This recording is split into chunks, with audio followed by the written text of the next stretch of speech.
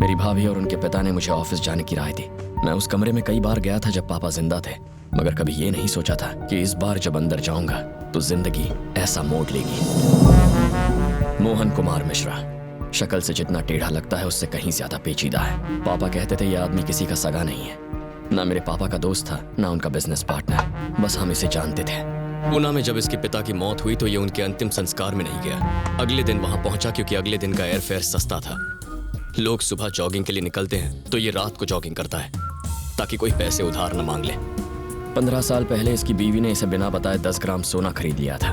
उसके बाद सोने के दाम 500 रुपए गिर गए थे। ये अपनी बीवी से इतना नाराज हुआ कि इसने उससे बात करना ही बंद कर दिया। उसके बाद सोने का भाव फिर से बढ़ गया, साथ ही इन दोनों के बीच की दूरी भी बढ़ती चली गई। बात तो होती है लेकिन मुंह से नहीं, दीवार पर लगे कागजों से।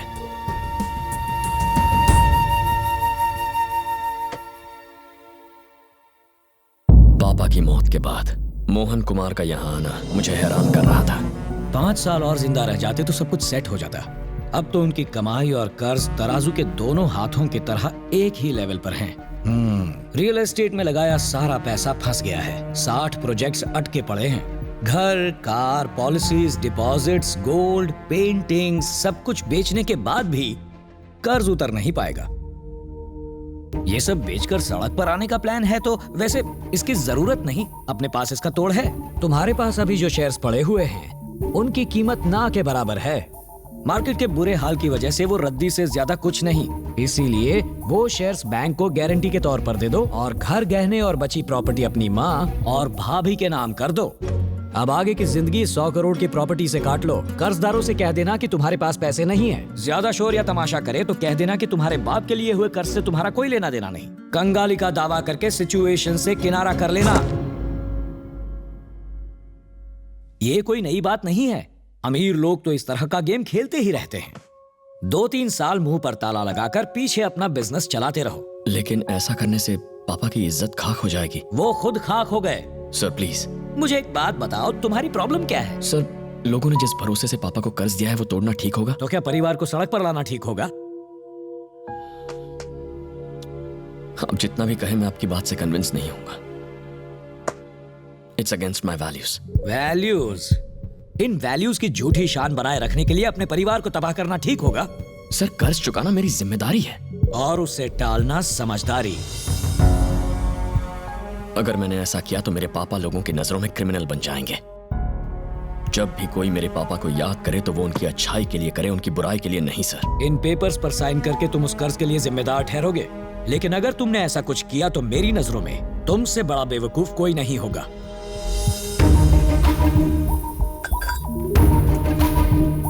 $300 करोड़ एक सिग्नेचर से फैसला हो जाएगा कि तुम वाल्केश्वर में रहोगे या मीरा रोड में, रोल्स रॉयस में घूमोगे या बस में धक्के खाओगे, होटल में खाना खाओगे या मंदिर में। ये एक सिग्नेचर तुम्हारी किस्मत पलट सकती है, इसलिए एक बार फिर से सोच लो।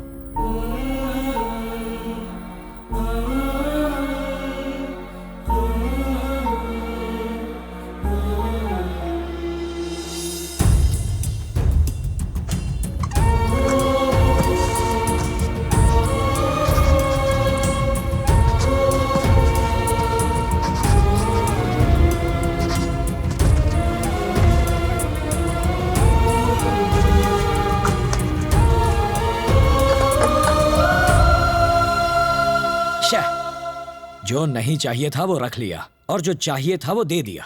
जज्बात में बहकर ये तो अपने होशो हवास खो बैठा है। अब तुम अपनी बेटी की जिंदगी का फैसला सोच समझ कर करना।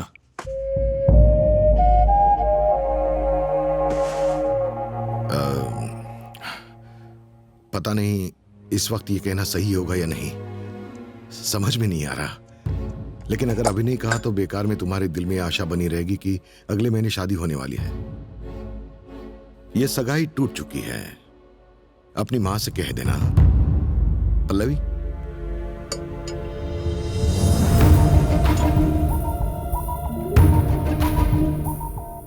पल्लवी, सगाई के वक्त जब मैंने उसे अंगूठी पहनाई तब भी वो चुप थी। मुझे लगा वो शर्मा रही है, पर अब जब वो मुझे छोड़ के जा रही है तो भी वो चुप है।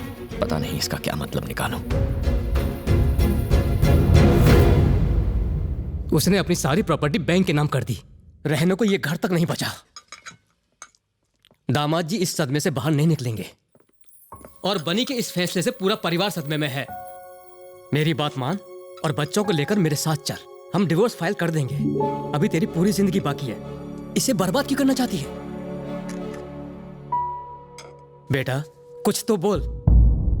बनी, डैडी जा रहे हैं, प्लीज इन्हें कार तक छोड़कर आ जाओ। मैं खुद चला जाऊंगा, चलो।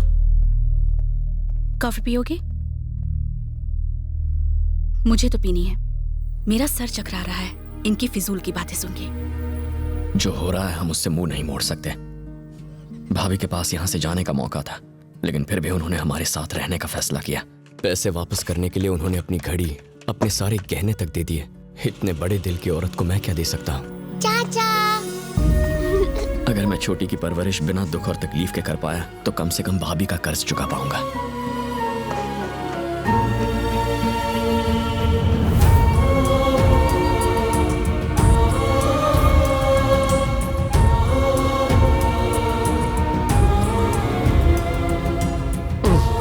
इस 5 सीरीज BMW में लेग स्पेस बहुत कम है। बाबा से कह के एक 7 सीरीज BMW ले लेंगे। ठीक है भैया।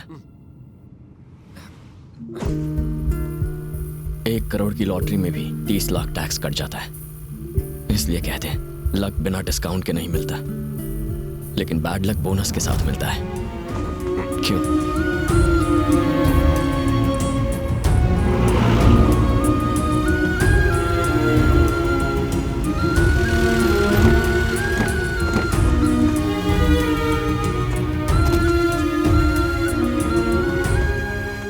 मेरी भतीजी को घर पसंद नहीं आया, पर वो जानती नहीं है कैसे कहा जाए। भाभी को घर पसंद नहीं आया, पर वो कुछ कहेंगी नहीं। माँ की कोई इच्छाएं नहीं बची है तो पसंद नापसंद की बात ही नहीं आती। भैया उनके सेक्रेटरी जॉन से बात कर रही हैं। उनके अलावा जॉन किसी और को दिखाई नहीं देता, क्योंकि जॉन 1 महीने पहले रिजाइन कर चुका है। एक साइकाइट्रिस्ट भैया को यही समझाने की कोशिश कर रहा है। उसकी फीस बहुत है, लेकिन इलाज तो कराना ही पड़ेगा। We need to follow the protocol. Got it, John? क्या हुआ परी, तुम्हारा चेहरा क्यों उतरा है? मुझे ये घर अच्छा नहीं लगा। मुझे भी अच्छा नहीं लगा। बेकार है, बट हमें 1 साल तक इसी घर में रहना पड़ेगा। पर क्यों? वो इसलिए क्योंकि मुंबई में 100 स्पेशल बच्चों को सिलेक्ट किया जाएगा। एक चैनल वाले उनके साथ एक रियलिटी गेम शो करना चाहते हैं। गेम? या गेम जो अच्छी तरह से पढ़ाई करेगा, अपनी मम्मी की बात मानेगा, उसे अच्छे पॉइंट्स मिलेंगे। जिसे सबसे ज्यादा पॉइंट्स मिलेंगे उसे मिलेगा एक बड़ा गिफ्ट। अगर तुम जीत गई तो हमें अपनी कार्स और बंगला वापस मिल जाएंगे। मुझे चॉकलेट्स मिलेंगे? बहुत सारे। इतनी? इतनी तुम्हें इतनी सारी चॉकलेट्स देंगे कि मैं इस फ्लैट का मालिक हूँ। नमस्ते मैडम। मैं आपके पति को जानता था। सालों पहले अपने साले की नौकरी के लिए उनके पास गया था, उन्होंने मना कर दिया। उस वक्त वो राजा की जिंदगी जी रहे थे, वो भी उधार के पैसों पर। जेब में 1 रुपया होता तो भी वो 100 करोड़ का कर्जा लेके ऐश करते थे। बड़ी बड़ी गाड़ियां, आलीशान घर। उनके जाने के बाद जब अकाउंट सामने आया ना,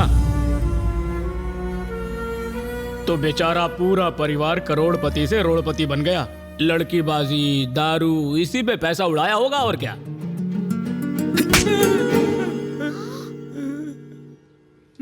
पापा के जाने के बाद अब मजाक कांटे की तरह चुभता है। शायद आपके इस गंदे जोक पर पहले मैं हंस लेता। चाय कॉफी कुछ पियेंगे? वक्त पर किराया मिलता रहेगा, यहाँ आने की जरूरत नहीं है, प्लीज।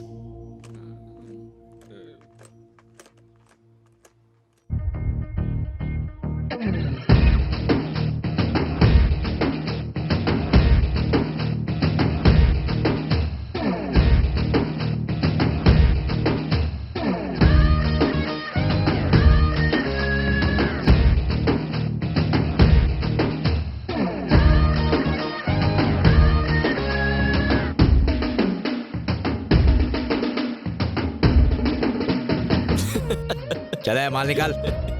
ये हंस क्यों रहा है? अबे दांत क्या दिखा रहा है? मुझ जैसा फकीर ही मिला तुझे लूटने के लिए। तेरे को चाकू से डर नहीं लगता? नहीं? गले लग जा, आजा आजा। अरे अरे छोड़, पागल है साला, भिखारी टाइम वेस्ट कर दिया। ये तू भगा, जल्दी भगा।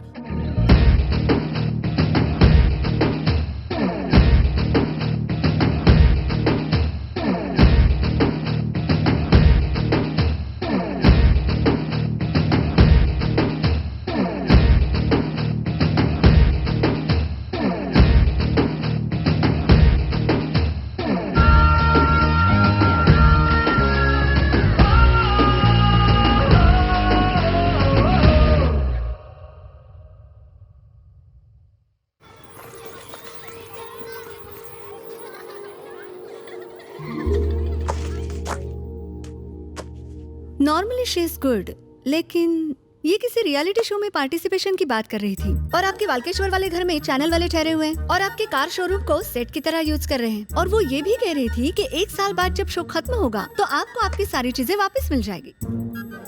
अभी से इतना झूठ बोलती हैं, आगे जाके क्या करेगी? प्रिंसिपल मैम,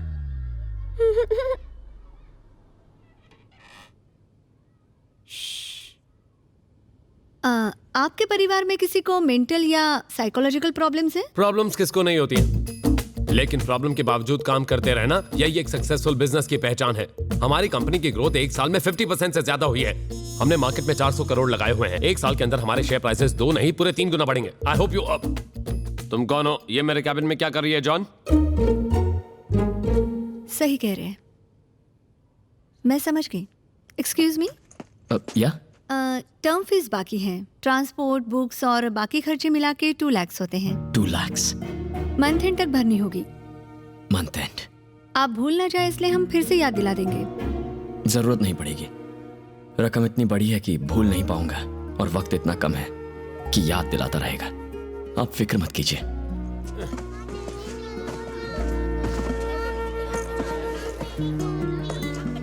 उन्होंने फीस मांगी ना? कितनी? ये रखो। स्कूल बदल दें? नहीं भाभी, जीने का तरीका बदलना होगा।